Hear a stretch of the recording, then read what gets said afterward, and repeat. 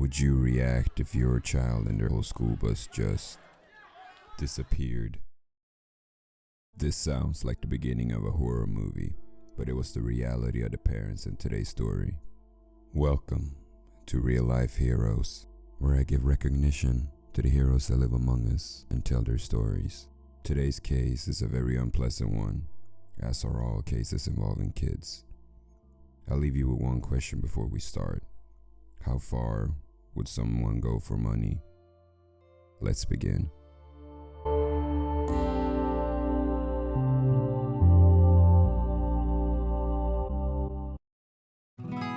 Our story starts in America, more specifically Chowchilla, which is a city in Madera County in California, with a population of just around 20,000 people.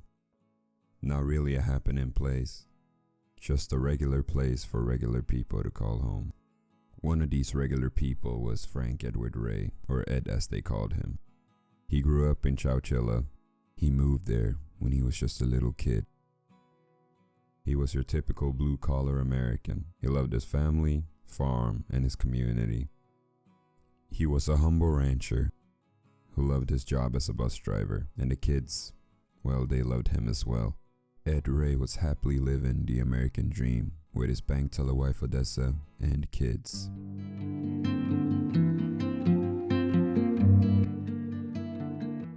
The regular day-to-day Chowchilla life changed drastically one day.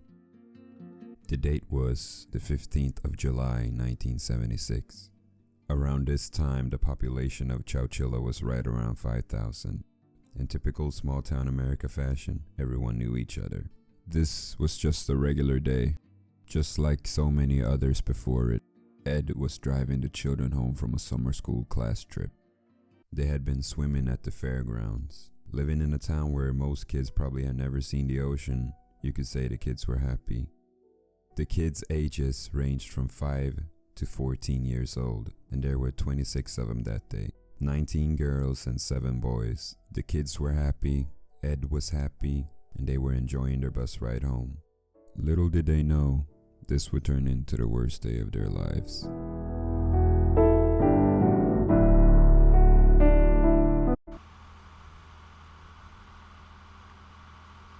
The time was around 4 p.m.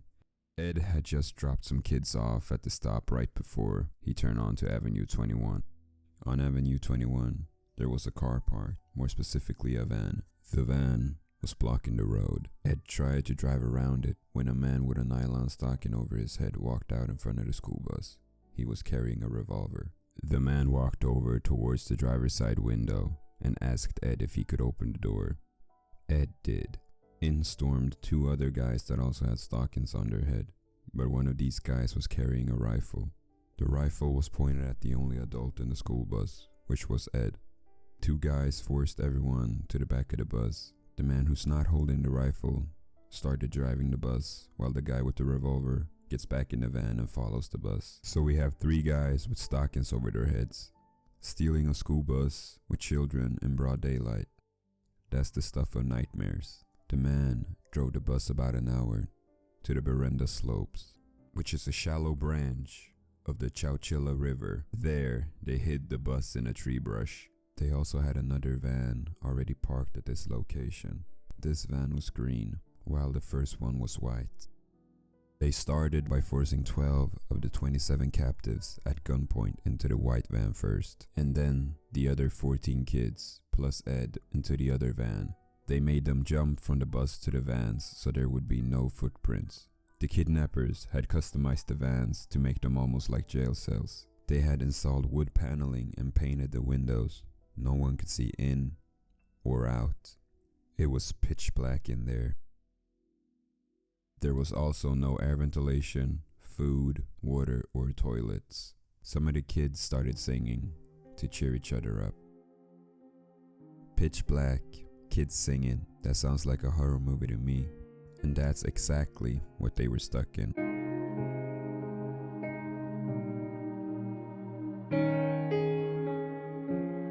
Meanwhile in town, it didn't take long for the parents to get worried. You know it yourself. If they're supposed to be home at 3, you're worried 1 second after 3. especially since Ed was the type of person who always was on time. They knew something was wrong. About 2.5 hours after the bus had gone missing, the sheriff department had a plane in the air.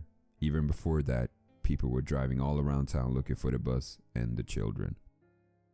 Everyone in town knew that Ed wasn't involved in this.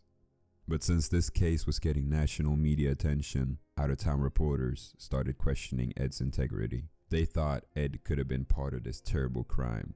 This angered Ed's family. When they finally found the bus, which was a couple hours after the kidnappers had put them in the vans, there were no clues, no kids, and no Ed. That's because they were on a journey through hell. They were in the back of those hot, dark, and terrifying vans for almost 12 hours. One of the kids, who was 9 years old at the time, said she felt like an animal that was going to the slaughterhouse.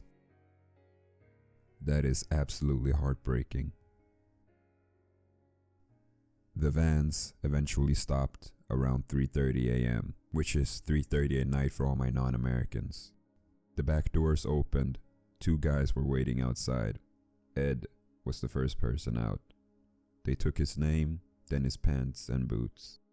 They handed him a flashlight and sent him down a ladder. One by one, the kids hop out the vans.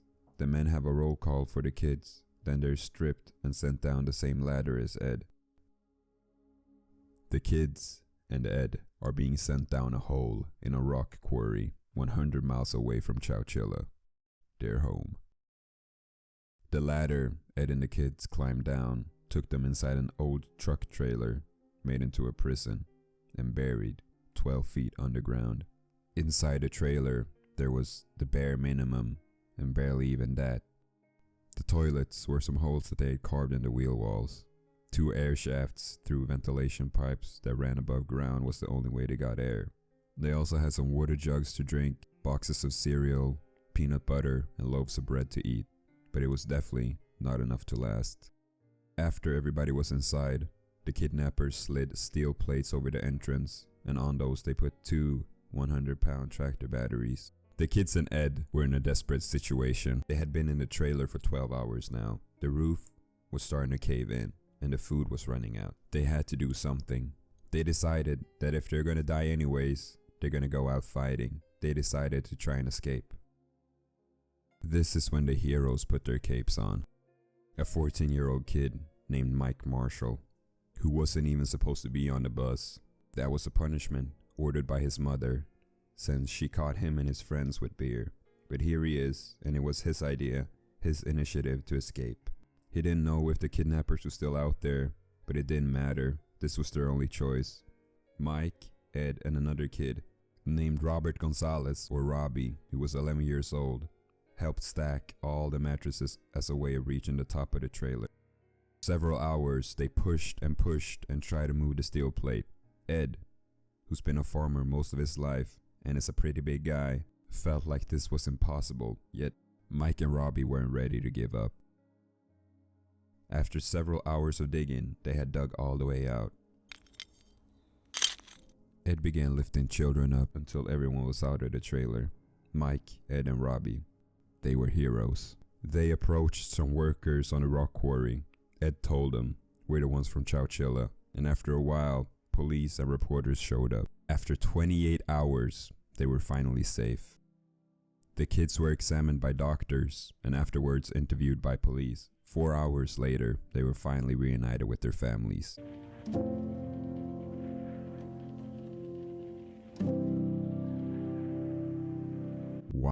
Why did this happen? What kind of people would do this?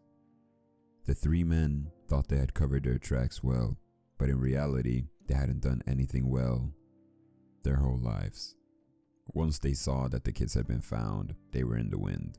The police started looking for clues immediately after the children and Ed were safe. They were looking in and around the quarry, which included digging up the truck trailer that could have been the tomb of 27 people. This wasn't really a whodunit, since the police had an inkling of who could have done this. A security guard had seen 3 men digging in the quarry several months before the kidnapping. One of these men was Frederick Newhall Woods IV, the son of the man who owned the rock quarry where the kids escaped from. Once they had his name, it wasn't too hard to figure out who the other two were, since they were arrested together a couple years earlier for joyriding, and they also had a used car business together. It was the Schoenfeld brothers, older brother James and younger brother Richard. All three kidnappers came from wealthy families who lived in some of the nicest suburbs in San Francisco.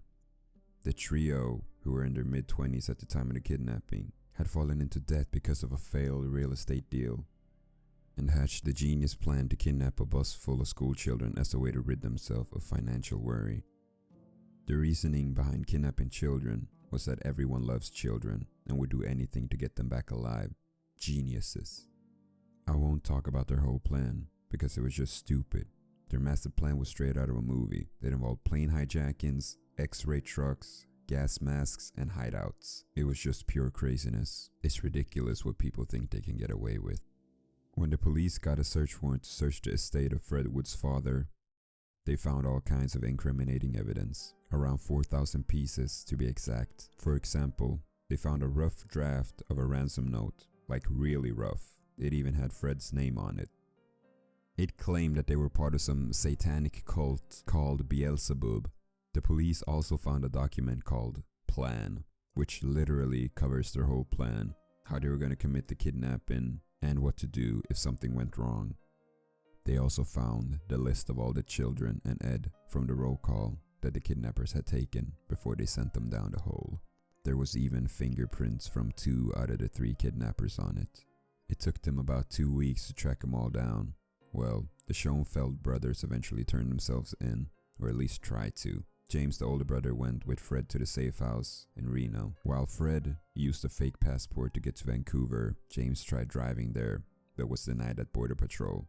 One, because he looked very nervous, and also, he had a car filled with guns. He eventually tried again after selling all the guns, but Fred had hidden more guns that he didn't know about in the car. He eventually decided to turn himself in instead, after multiple failings at the border, but was caught before being able to turn himself in. He really couldn't succeed at anything, not even turning himself in. The younger brother turned himself in nearly immediately. He never tried to hide. They eventually found Fred in Vancouver, and he was put into custody. Their plan was to demand a $5 million ransom for the kids, but they were never able to deliver their demands because the phone lines were jammed whenever they tried to call. Their own plan foiled their own plan, since the clogged phone lines were because of the media and the families that were worried about their kids.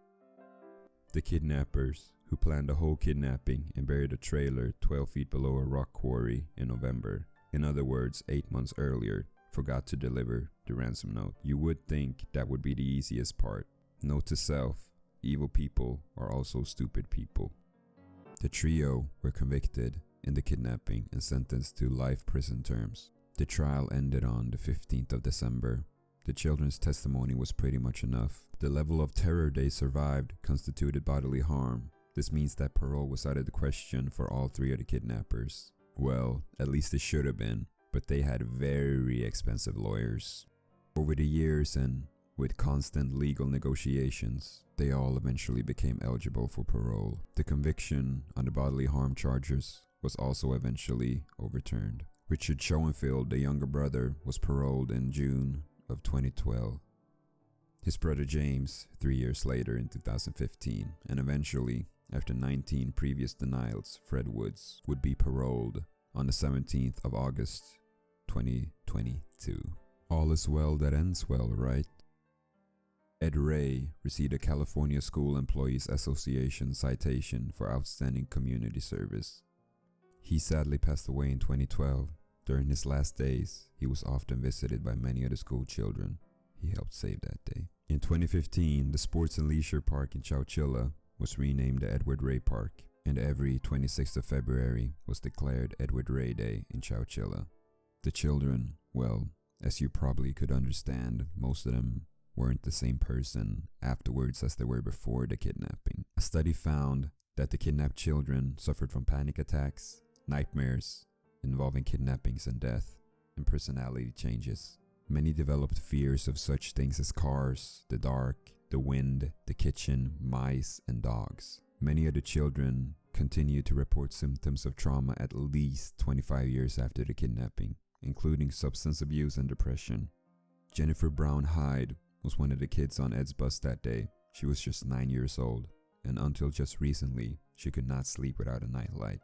If you want to take something positive from this horrible situation, it would be that what was learned from the after effects suffered by the Chowchilla children has helped guide the treatment of young victims of trauma since the kidnapping. In 2016, the surviving kidnapped children settled a lawsuit they had filed against their kidnappers. The money they received was paid out of Frederick Wood's trust fund, and although the exact settlement amount was not disclosed, one survivor stated that they had received enough to pay for serious therapy but not enough for a house. This story is horrifying. It was just a regular day that turned into a horror movie. My thoughts goes out to every single one of them. And now, these people have to live with this trauma for the rest of their lives.